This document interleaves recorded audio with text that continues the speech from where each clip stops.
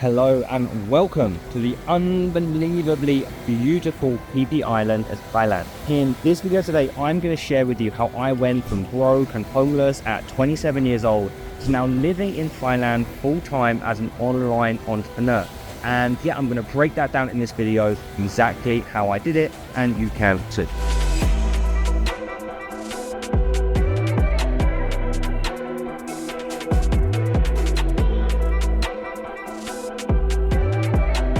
Okay, so a little story about me, and I will keep it short. So when I was around 27, I was absolutely dead broke. I was in around £25,000 worth of debt. I was paying back £1 a month on a debt repayment scheme, and I had a 248 credit score, and I was sleeping on couches, and I pretty much hit absolutely rock bottom. I was depressed, I was broke and broken, and yeah, pretty much at rock bottom. Now, the great thing about being at rock bottom is the only way is up.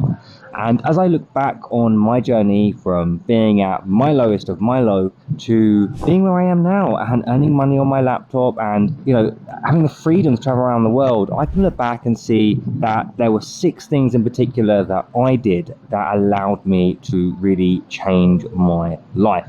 Now, what this video isn't going to be it's not going to be you should start a social media marketing agency. It's not going to be you should start dropshipping, you should start FBA, you should start trading crypto, any of that. I've got nothing to sell you, nothing like that, right? This is more higher level principles that you can follow so that you can eventually find what's right for you. What's right for one person who's trading crypto or dropshipping may not be right for you. So I'd rather share the higher level principles that you can take and actually use them to actually change your life. Not create a fad, not do something that's going to allow you to make money for the next 3 months, but allow you to make money for the next 50 years. So now I'm going to share what these 6 steps are that when I look back, I can see that these are the things that really change the trajectory of my life. From working on building sites, getting up and at 6 in the morning, getting to the building sites at 7 in the morning, wearing disgusting, dirty clothes, earning minimum wage, working in the freezing cold, drilling into ceilings with crap pouring in my eyes, to working in nightclubs till 4:30 in the morning, cleaning dishes. Imagine the impact it does to your mind about your self-worth and who you are when you're 27, 28 years old and you're cleaning dishes in a nightclub where people that are 18, 19 go into. It messes with your mind. And yeah, that's just my journey. That's what I've been on. And right, these 6 things, let's get to it.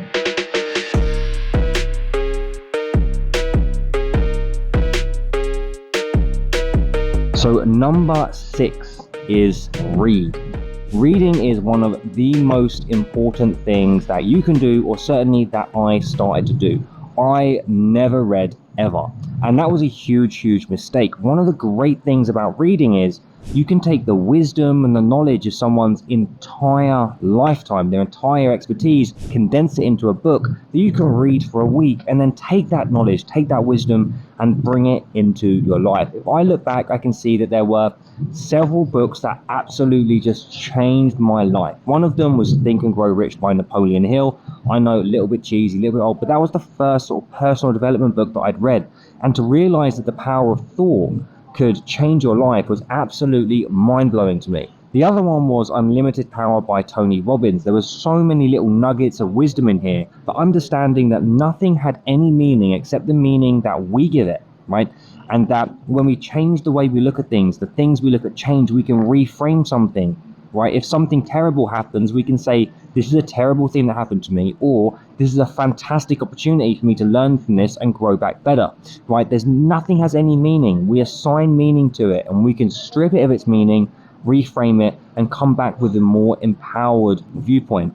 And the third book was 4-Hour Workweek by Tim Ferriss. This completely was paradigmatic for me. It changed my entire worldview and the way that I approached work. You know, we often think that work is, you know, should we get a job, should we do this? It just changed the way that I thought about making money completely. But not also that, but how I should live my life. You know, we sort of are born into this rat race of thinking we get a job, we work forever, blah, blah, blah. And eventually we retire at 65 and then we live. And this just sort of said, hey, no, live now. There is a way that you can generate income and you can live now. And that book was the catalyst for me ending up here in Thailand. Step 5 is to study. right? Get very good and get very knowledgeable in one specific field. When I look back, I can see that I started studying marketing. Now, I originally looked at Facebook ads and Shopify. That was the thing that I looked at first. That was how I sort of made my first little bit of money online, was drop shipping. Yeah, around 6 years ago, back when it was a little bit easier. And I got very good in that one specific field. And by getting good in one specific field, you can make a little bit of money. You can get relatively good at one thing, be it working for yourself, or because you're good in one specific field, you can get a job. You know, you can go get a job actually earning money. It can be a remote job because you're good at one specific field. If someone is looking for a Facebook ads marketer, then you can apply to be a job as a Facebook ads marketer, right? But then also, if you are looking to work for yourself, then you can get clients who are looking for Facebook ads marketers. So by having one specific skill, which is in demand, which you can charge for, that allows you to actually generate a little bit of an income. But that only comes from actually learning. So point 5 is to study and get good at one specific skill. Step 4, or point 4, is to studying, right? Study again, but in an adjacent field. Okay, so let's say, for example, you are good at Facebook ads. That's one skill. But what other skills are adjacent to that? Well, maybe you can also get good at landing page design. Maybe you can get good at email marketing. And within email marketing, you can get good at copywriting, right? So there's different adjacent skills which make up more of like a more generalized field of competence. So you keep studying. You don't just say, right, now I'm good at one thing. Now I'm going to look at the adjacent skill sets that's going to make me more of a generalist entrepreneur. And what that's going to allow you to do is really two things. One, from your own business and your own little hustles and your own things that you're doing, you can do more. Your business can go from being relatively profitable to wildly profitable because you can expand, because you've expanded your sphere of competence. And whilst you've expanded your sphere of competence, now you can do more, and therefore, because you're doing more, you're getting more results. But secondly, and this was sort of the way that it certainly benefited me, was you just become a far more valuable person. Like when you are a generalist person and you've got multiple different skill sets within a sort of specific field, you are wildly different to much of the talent that is out there in the marketplace. So for me, when I was looking at getting a job, it was like, well, yes, I can do this thing, but I can do this too. And employers would look at that and go, wow, this person's really bringing something else to the table. So that would be point 4. Yes, okay. Point 5 was, okay, you get very good at one skill. But point 4 is you look at the other connected skills to that. What is the general sphere of influence? And then get good at those other skills. It's going to help your hustle, and it's going to help your potential employment opportunities if you're looking to become a digital nomad. Point number 3 is learn to sell. Now, sell has a little bit of a, I don't know, a little bit of a dirty feel to it, right? But it isn't at all. Once you know how to sell, you essentially have the confidence that you'll always be okay. Good businesses will always need good salespeople and good marketing people. Whereas if you can actually sell, this is a skill which is going to help you in all different areas of your life. When it comes to dating, when it comes to interviews, getting a job, when it comes to closing potential freelance clients, knowing how to sell is a superpower because it isn't selling, it's influencing. And when you have the ability to influence, you have a slightly more elevated sense of freedom over the way the puzzle pieces of your life fall together or align. And yeah, having the ability to influence people in, of course, a positive way that's good for you and good for them is extremely powerful. So again, looking at, say, point 5, you are getting good in one specific field, and then you're looking at point 4, you're looking at the adjacent skills that would make you more generalist in that area. Great, now you're a more generalist entrepreneur. And then 3, you can sell. Now you can go out and actually sell that thing. And at that point, when you can sell, okay, at that point, when you can sell, there is nothing stopping you from doing your own thing. If you've got a skill that you can charge for, and you've got a rounded skill set that makes you more valuable, and you can go and sell that thing, there is nothing stopping you from going out there, chasing your dreams and making these things happen other than your own fear. I just want to rudely interrupt my own video here just to sort of reinforce that the method matters far less than actually becoming the person capable of doing it. So when I started by making money drop shipping, and I had online fitness brands that had lots of ambassadors or sponsored athletes, and I sold fitness clothing, and I launched 2 of those. And then I launched a makeup brand, and then ran Facebook ads for like hair curlers and rubbish like this. Then I moved into social media marketing agencies. Then I moved into having a Google ads and like landing page or lead gen agency. And now I'm moving more into like group coaching and productized services / software. So, you know, there can be a developmental journey, but it doesn't matter. There's so many ways to make money online. You can be a remote employee, right? You can have a social media marketing agency, you can trade crypto, you can trade Forex, you can do all of these different things. The point is, somebody will make money with all of these different things, but will you make money from just one of them? And that's why I didn't really want to go into the specific types of business models you can run, because the main thing is that you become the type of person that can go out there and create the life of your dreams just by doing one of them. The second one was to set goals, but not just any goals. One of the mistakes that I made early on was setting goals that didn't necessarily align with the way I wanted my life to go. I set goals around creating a software business that I was going to sell for £1 billion. And that didn't align in my life. What I wanted was freedom. I wanted the freedom to be where I want to be and do what I want to do whenever the I want to do it. And creating a $1 billion or £1 billion software business does not align with that, because you're beholden to VCs and investors, and you've got targets and you've got growth, all this other stuff. It was, my goals were out of alignment of the things I actually wanted in my life. So setting the right goals is extremely important. So it's very useful to think, what do you actually want from life? Like, what do you actually want? What do you actually want? And that is not an easy question to answer. I reached out to a monk recently on email, and I had a couple of questions, and he sent this about 6 months ago, and he was like, well, what do you want? And I still not replied, because these things aren't always clear. But for me, what I do know is that I want freedom to go where I want to go and do what I want to do whenever the fuck I want to do it. Now, that may be a goal that you have, maybe that isn't a goal that you have. Maybe you've got a completely different vision for your life, should we say. But depending on your vision, you can then create a goal. Now, goals should be very specific, right? They should be outcome oriented, they should be time constrained, all of that lovely stuff there. But they should ultimately align with your vision.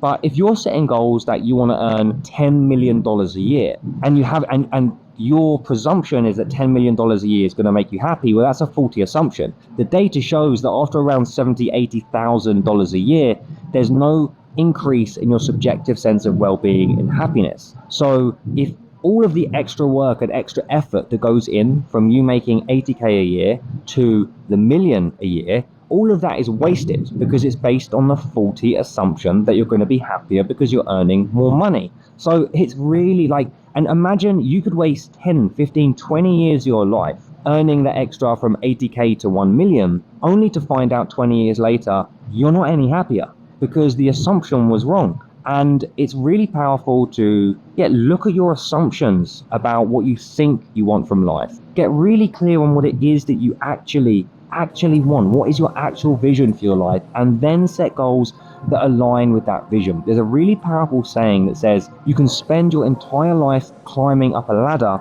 only to find it's leaning up against the wrong wall.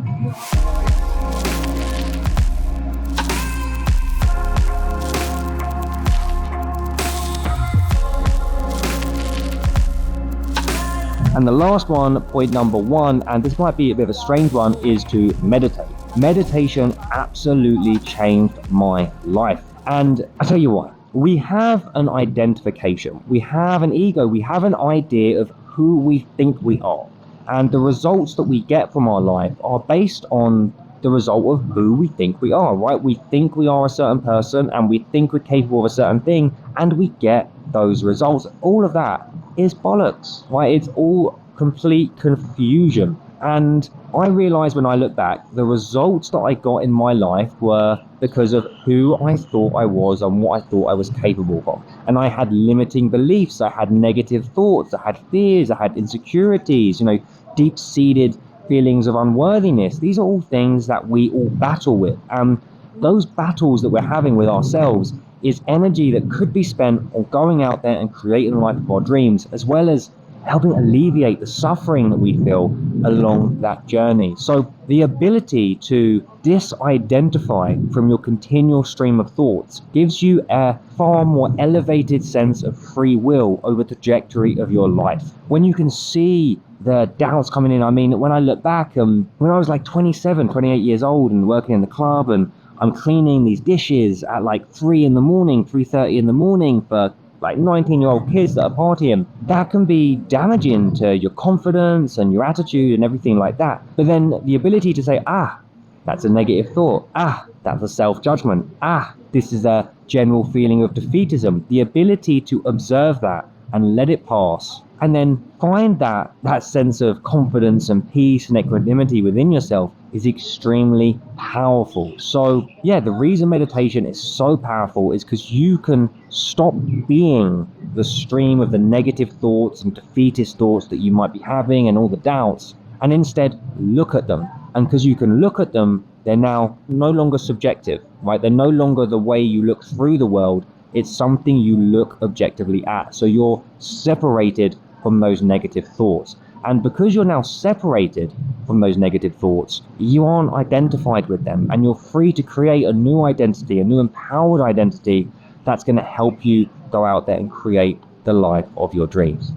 So anyway, they are 6 things that, as I look back on my journey, they are the things that pretty much in order really helped change my life and helped me go from, as I said, sleeping on couches, cleaning dishes, having no money, and an absolutely battered credit score, paying back £1 a month, to now living here in Thailand, earning great money with tons of free time, doing things I love. I am living the life that I wished for myself back when I read the 4-Hour Workweek. Back when I read that, it seemed so far away. It seemed so far out of reach. It didn't seem possible for me, because who I was broke, homeless, okay, earning like basically no money, and I was miserable, depressed, broken. It just was so far away, but you just have to keep on keeping on. And yes, I hope you found this valuable. If you did find this valuable, please do think about giving the channel a subscribe. I mean, if you made it this far, my goodness, thank you and well done. Please do think about giving the channel a subscribe. Also, I do have a weekly newsletter, somewhat weekly, called Trippy Tuesdays. If you click the link in the pinned comment and or description below this video, there will be a link to go to a page, enter your name and email address, and I will send you relatively frequent pieces of information into your email that I promise you will not be spammy and horrible and will add value to your life. But thank you so much for watching, and stay real.